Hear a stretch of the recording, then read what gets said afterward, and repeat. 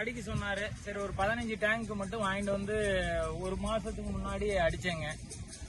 ஒரு வெயில் மட்டும் அடிச்சு பார்த்தேன். நல்ல ரிசல்ட்டுங்க. குச்சி வெயில் இந்த வெயில் அடிச்சு? குச்சி வெயில் இந்த வெயில் அடிச்சேங்க. இது அடிச்சு எவ்வளவு நாள் இருக்கும்? இது அடிச்சு இப்ப தற்காலிகமா ஒரு 15-20 நாளைக்குள்ள இருக்குங்க. சரி சரி சரி. அதுக்கப்புறம் முன்னாடி அடிச்சதும் நல்லா கருவிருச்சிங்க. அது ஃபர்ஸ்ட் ட்ரிப். அது 1 மாசத்துக்கு மேல ஆச்சுங்க. பில்லே சுத்தமா எந்த பில்லுமே கிடையாது. காடு சுத்தமாவே இருக்குங்க. இதுல என்ன ஒண்ணுன்னா ஈரத்துல அடிக்கணும்னு நம்ம கிட்ட சொன்னாங்க. ஈரத்துல அடிக்கணும்னா முன்ன அடிக்கக்குள்ளே ஈரமா இருக்கணும், அடிச்சதுக்கு அப்புறமும் ஒரு அடிச்சு 8 நாள் வரை ஈரம் இருக்கணும் அப்படின்னு சொன்னாங்க. கால் பதிகிற ஈரம் இருக்கணும். நல்லா கால் பதிகிற ஈரமே இருக்குன்னாங்க. அதை அப்படியே நான் ஃபாலோ பண்ணேன். நல்லா இருக்குதுங்க. அதுக்கப்புறம் பக்கத்துல மேல நம்ம மாமா தோட்டம், அவரு ஒரு 2-3 ஏக்கரா குச்சி வச்சிருக்கிறாருங்க. அவரு கேட்டாரு, என்ன தம்பி அடிச்சீங்கன்னு. இந்த மாதிரி தான் மாமா எலான்னு சொல்லிட்டு ஒரு ப்ராடக்ட் இருக்குது, அது கம்பெனிக்காரங்க கொடுத்தாங்க, அடிச்சேன் அப்படின்னு. சரி சொல்லுங்க தம்பின்னா அவரும் வாங்கிட்டு வந்து அடிச்சிருக்காரு. பக்கத்துல தான் இருக்காரு அவரையும். ஐயா உங்க பேரு? என் பேரு சக்திவேலுங்க. நான் ஏறக்குறைய ஒரு 50 வருஷமா விவசாயத்தை பண்ணிட்டு இருக்கோம்.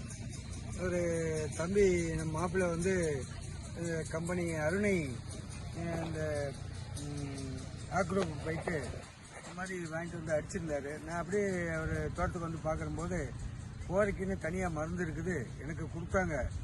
நான் வாங்கிட்டு வந்து அடித்தேன், பாருங்க எனக்கு ஓரளவுக்கு ரிசல்ட் இருக்குது அப்படின்னு சொன்னார். அப்புறம் சரின்ட்டு நானும் என்னுடைய தோட்டத்துலேயும் இந்த மாதிரி கோரை கொஞ்சம் அடங்காமல் ரொம்ப நாளாக கோரை இருந்துகிட்டே இருக்கு. மற்ற புல்லுக்கு கருவறை மருந்து அடிச்சிருவோம்.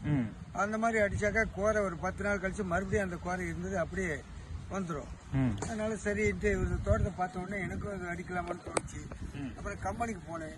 கம்பெனிக்கு இப்போ அரணை ஆக்ரோவுக்கு போகும்போது ஒரு தம்பி மதன் சொன்னாரு, இந்த மாதிரிங்க அது 18 கிராமில் இருக்குது, அது ஒரு 5 டேங்கில் அடிக்கணும், அது ஏறக்குறைய 3.6